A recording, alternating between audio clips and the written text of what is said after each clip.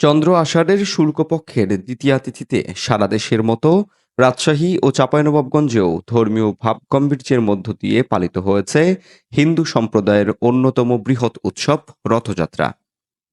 রং-বেরঙের শোভাযাত্রা, ধর্মীয় গান আর ভক্তিমূলক আয়োজনের মধ্য দিয়ে উদযাপিত হয় এই ঐতিহ্যবাহী উৎসব। রাজশাহীর রেশমপট্টি এলাকার ইস্কন মন্দির থেকে শুরু হয় বর্ণাঢ্য রথযাত্রা। রথে স্থাপন করা হয় ভগবান জগন্নাথ, বলরাম ও সুভদ্রার প্রতিমা।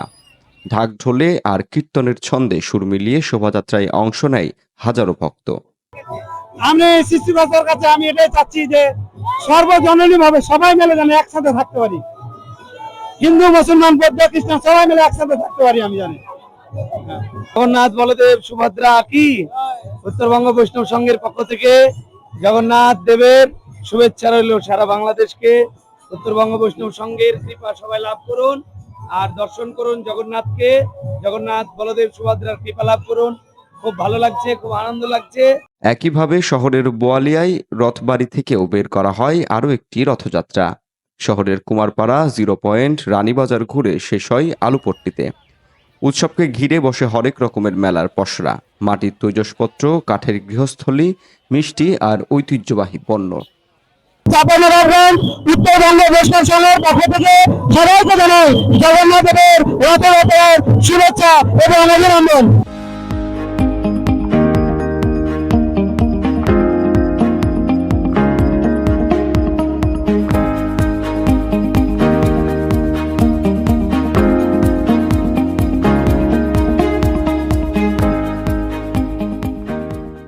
ভক্তদের জন্য ছিল হরিনাম সংকীর্তন, অগ্নিহোত্র যজ্ঞ ও মহাপ্রসাদ বিতরণ।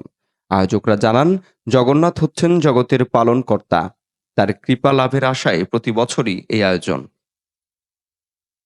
রাজশাহীর পাশাপাশি ধর্মীয় উৎসবের উন্মাদনায় পিছিয়ে নেই চাঁপাইনবাবগঞ্জ। বিকেল 4:30 হুজরাপুর ও বারোঘড়িয়া এলাকা থেকে শুরু হয় জগন্নাথ দেবের রথযাত্রা।